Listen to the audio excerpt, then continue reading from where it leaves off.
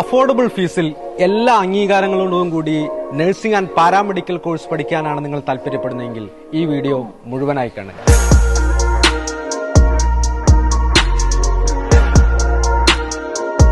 തിയറിയും പ്രാക്ടിക്കലും അടങ്ങുന്ന mixed കോംബോയാണ് nursing പഠനം എന്നുള്ളത്. മെഡിക്കൽ കോളേജുകളിൽ പ്രാക്ടിക്കൽ ട്രെയിനിങ്ങിന് പോകുന്നതിന് മുമ്പ് കുട്ടി അറിഞ്ഞിരിക്കേണ്ട ശരീരഘടനയെക്കുറിച്ച് അറിയുവാൻ വേണ്ടി ഇവിടെ സ്കിൽ ലാബ് GR മെഡിക്കൽ കോളേജിൽ ഒരുക്കിയിട്ടുണ്ട്.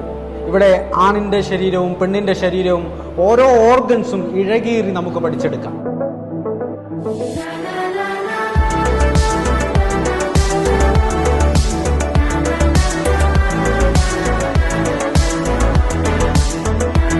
ലൈബ്രറികളാണ് ഏതൊരു ക്യാമ്പസിന്റെയും പൂന്തോട്ടം എന്നറിയപ്പെടുന്നത്. നാളെയുടെ ഐസക് ന്യൂട്ടനും അബ്ദുൽ കലാമും ഉദിച്ചുയരുന്നത് ഇതുപോലത്തെ ലൈബ്രറികളിൽ നിന്ന്.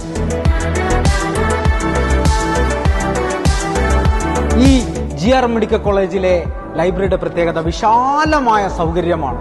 ഇൻഡിവിജ്വൽ സ്റ്റഡിക്കാണെങ്കിലും ഗ്രൂപ്പ് സ്റ്റഡിക്കാണെങ്കിലും വളരെ വിശാലമായ സൗകര്യം GR മെഡിക്കൽ കോളേജിൽ.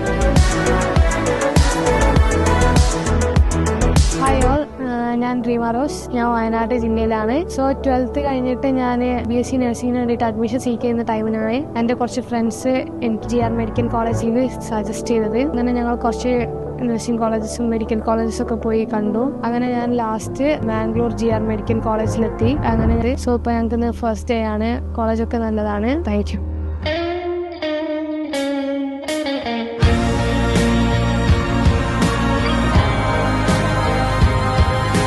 എബ്രഹാം മൊസ്ലർ, ഭരതനാട്യം തുടങ്ങിയ സിനിമകളിലും ഒരുപാട് സീരിയലുകളിലും അഭിനയിച്ച അതുല്യാണ് നമ്മുടെ കൂടെ. ഈ വർഷം BSc നഴ്സിംഗിന് GR മെഡിക്കൽ കോളേജിൽ ചേരുകയാണ്. അതുല്യ, എന്താണ് GR മെഡിക്കൽ കോളേജ് എടുക്കാനുള്ള കാരണം? മെയിനായിട്ട് എന്താ വെച്ചാൽ ഒരുപാട് കോളേജസ് നോക്കിയിട്ടുണ്ടായിരുന്നു. ഇവിടുത്തെ മെയിനായിട്ട് കണ്ടെന്താ വെച്ചാൽ നഴ്സിംഗ് കൗൺസിലിംഗിന്റെ അപ്രൂവൽ കിട്ടിയ കോളേജാണ്. അതുപോലെ തന്നെ മെഡിക്കൽ കോളേജും ഇതിനായിട്ട് അറ്റാച്ച് ചെയ്തിട്ടുണ്ട്. അതെ, പ്രാക്ടിക്കൽ ട്രെയിനിങ് ഒക്കെ നമുക്ക് ഇവിടെ തന്നെ ഇൻക്ലൂഡ് ആയതുകൊണ്ട് പുറത്തേക്കൊന്നും പോകേണ്ട ആവശ്യമില്ലല്ലോ. അതുകൊണ്ടാണ് മെയിനായിട്ട് ഈ കോളേജ് സെലക്ട് ചെയ്യേണ്ടത്.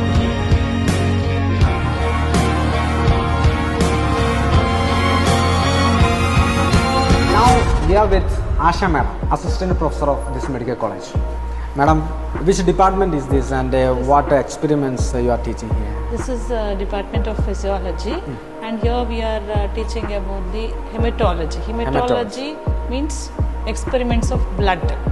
Okay, so here we are doing RBC count, WBC count, hemoglobin, estimation of hemoglobin and your bleeding time, clotting time.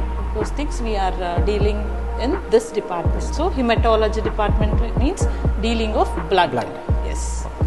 And part of that we are doing clinical experiments also here, and these are the clinical beds here. So in that we are checking CVS, experiment of CVS, RS and cranial nerves.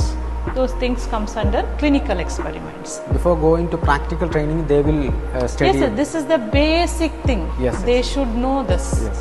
So bleeding time, clotting time and RBC count, everyone should know that. Means your BSc nursing students and BPT students and your MBBS students also, they should know this. So this is the basic thing for first them. year. Yes, yes, sir. For MBBS, this is only for first year. BSc, this BMLT and all, this will carry for the second year.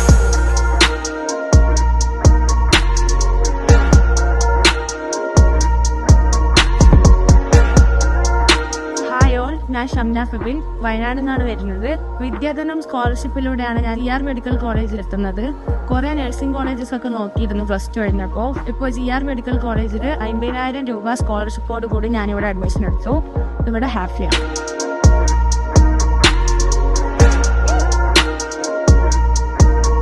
ഫാർമക്കോളജിയിലെ practical ലാബിലാണ് നമ്മളിപ്പോൾ ഉള്ളത്. ഓരോ ബോഡിയിലും injection വെക്കുമ്പോൾ ശ്രദ്ധിക്കേണ്ട കാര്യങ്ങൾ, എവിടെയൊക്കെയാണ് injection വെക്കേണ്ടത്, അതുപോലെ fluid remove ചെയ്യേണ്ടതൊക്കെയാണ് ഇവിടെ പഠിപ്പിക്കുന്നത്. അതിൻ്റെ എക്സ്പെരിമെന്റ്സ് ആണ്, റിയൽ എക്സ്പെരിമെന്റ്സ് ആണ് ഇവിടെ പഠിപ്പിക്കുന്നത്.